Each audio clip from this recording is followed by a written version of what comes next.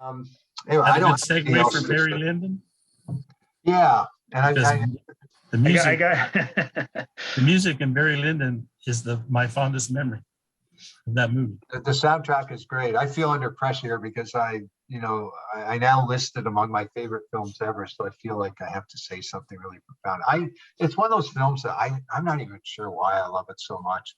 I delayed forever watching it for the reason I mentioned many times, and in conjunction with Marie Antoinette. I don't like costume dramas and period films set in that particular period. I think maybe I do like the Visconti film, The Leopard, and I just never watched it.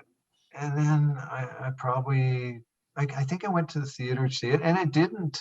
I think I probably the best that I got the first time was, well, it was better than I had better than I had prepared myself for, but I didn't love it. It was the second time something really clicked, and I find the film moving.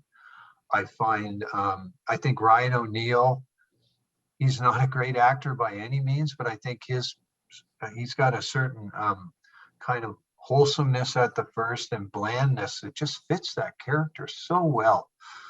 I'm gonna check my notes here. And another thing is, and I said, compare to John Wesley Harding, because when John Wesley Harding came out, everybody wanted Dylan to make. It's about Vietnam. It's about Vietnam. Well, he does Go on. kind of the same thing that Dylan did. Everybody wanted Dylan to comment on Vietnam, right? The war and everything that was happening. Right. And he puts out this album, John Wesley Harding. And in 76, or Kubrick, I guess, was making in 75. I think It came out in 75. It came out in 75. Yeah. So, the country, the United States, he's over in England, but he's still an American director. Maybe people looked for him to make a profound statement on all, Nixon's resignation, all of this, especially coming off a film like A Clockwork Orange. And instead, he seems to retreat to just another world altogether. And I just find that amazing that he goes back to the 19th century, right?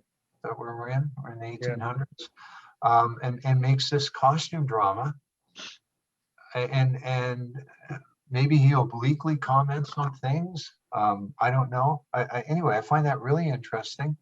The visuals in the film I think are just remarkable. The way he tried to basically take paintings, famous British paintings, and capture them. You want to freeze the frames of Barry Lyndon, and he's basically recreating paintings or coming close, and always recreating the mood of those paintings. Cinematography, you've got the celebrated Keep talking. Yeah, the scenes that are shot by candlelight, where he got a special. He had to get Kodak to give him a special lens, and ties in with the moon landing and all the theories about that. I find that remarkable.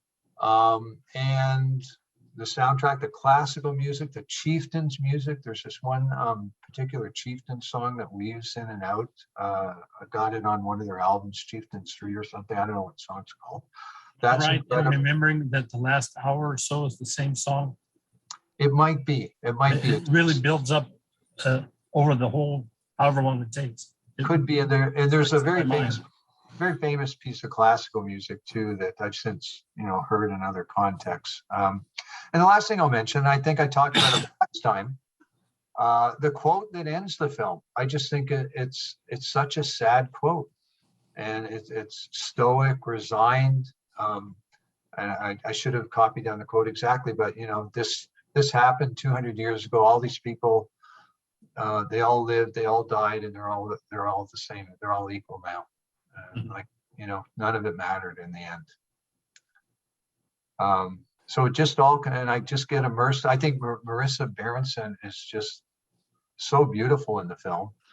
And she gives a really kind of great non-performance, I think. She's locked in this. I mean, she comes out of this ridiculous marriage, and then they're in love at first, and their first scene together is great, but then it becomes a loveless marriage, completely loveless. and she carries on for her sons, and she puts up with all of his nonsense and all the stuff he's doing. I find the relationship between Ryan O'Neal and the bitter, spiteful older son, but his genuine love for the younger son and the death of the younger son, all of that I find really moving. So I don't know, it's just everything for me. And I guess if you don't connect to that stuff, you just find it really long and boring and drawn out, I guess. Did you mention, I don't know how to pronounce the guy's last name, Leonard Rossiter? Is that the guy who plays the older son? No, he's the one character who's in 2001 and Barry Lyndon. In 2001, he's the Russian. Oh, And what okay. might be the most boring scene in the movie, but I find it kind of weirdly fascinating. And he's sitting talking, yeah. Yeah, and I think he's Barry Lyndon's early nemesis. Like Of course. Yeah, yeah. And he's got that guy's really weird like thing with his, like he quivers his mouth or something. Is what I remember. He's just an interesting looking guy. Yeah, and they arranged the duel, and it turns out they just want to get Barry out of there. The whole thing was fake.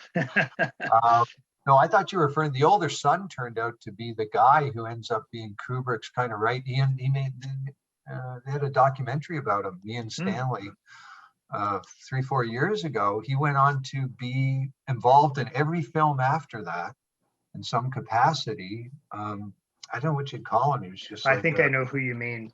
Yeah, an all-purpose whatever, gopher or whatever, and his story is really interesting. I think I saw there's a bunch of him. Yeah, a bunch of performances in that film I like. So I want to hear the reaction of people that find it boring and pointless. Well, so I'm going to let Stephen go, but I just have to interject with one of the funniest headlines in a review of the movie. I went through some old reviews online, and this was from the time. It was in a daily paper. I don't know who the critic was, a woman. And the title is, and a long time was had by all. She gave it a 2.5 stars. But I don't think it hits the 3 well, it's not hours. his longest. It's not his longest, but it is. No, I think it's 180 or I think it might be. It does. No, I think it is over 3 hours. I think. And if you don't love it, it must seem like 8 hours. I'm sure.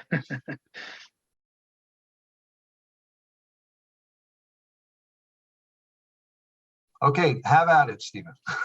Well, first off, I'm so glad just to hear you.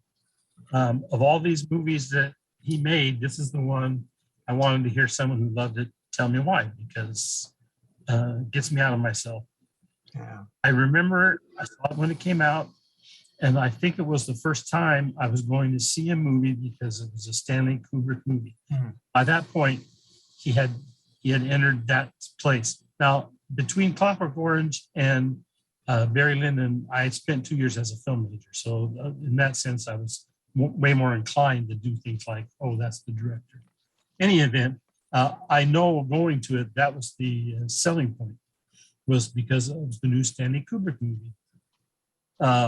In the positive sense, I mentioned the music. I know when I walked out, I thought that's the longest movie ever, but I'm going to watch another hour just because of that music, which it just didn't let up.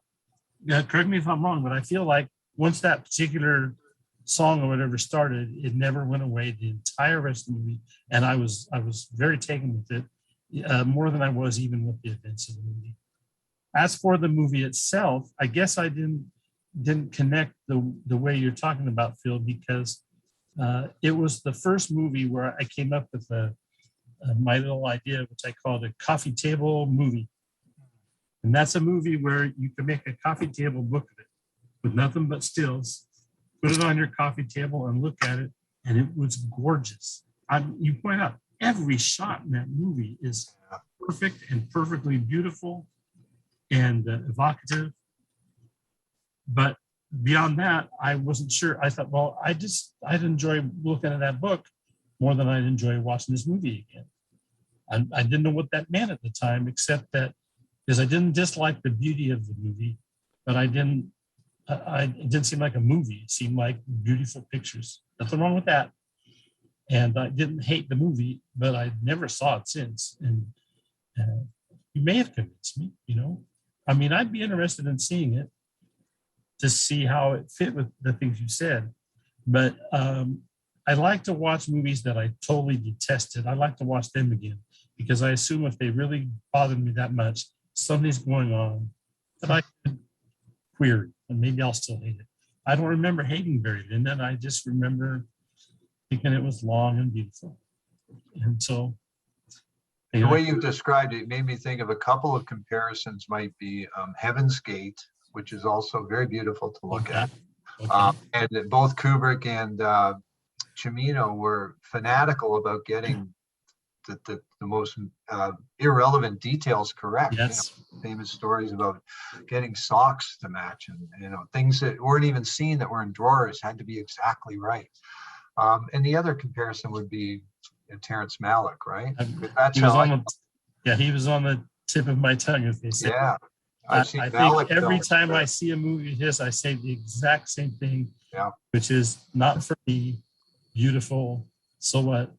And I in other movies, I'll call it the Terrence Malick syndrome, because to me, I don't know why I keep watching him, but I do. And I can't hate on him because he's clearly doing what he wants to do. I think in Barry Lyndon, Kubrick got what he wanted. And it's hard to argue against that part, at least. If you spend that much time on a movie and you're very good technically, you should come out with a movie that is what you wanted. And I think he probably wanted that Barry Lyndon. So more power to him. But I'm more affected by the fact that you loved it than I am by the actual movie. So I've never seen Tess, which might fit in there somewhere, because I think Tess was probably trying to recreate. Is that the Polanski movie? Yeah. Yeah. I never saw that one either. Sort of recreate some of the success that Barry Lyndon had. Mhm. I don't know. Anyway, I've now seen it. God, since it clicked for me, I think I've probably seen it at least 5 or 6 times since then. And I just go back to it. It is best seen in a theater, but I don't mind watching it on TV on the big screen. I actually get wrapped up in the story that he gets swept up into this. He's such a scoundrel. Or no, he's not a scoundrel till later in the film. He's sort of a babe in the woods, and he just fumbles into this.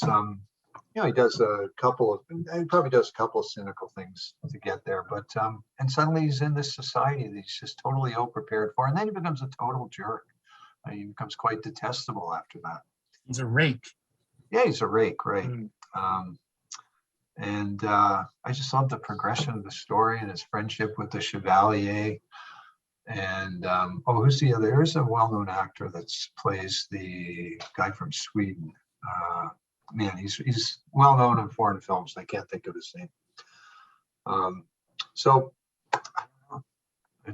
I'll go back to it. It's sort of in the upper echelon, and I'll wear it out soon enough. I'm probably a viewing or two away from wearing it out, and then I'll stay away from it. But I love it.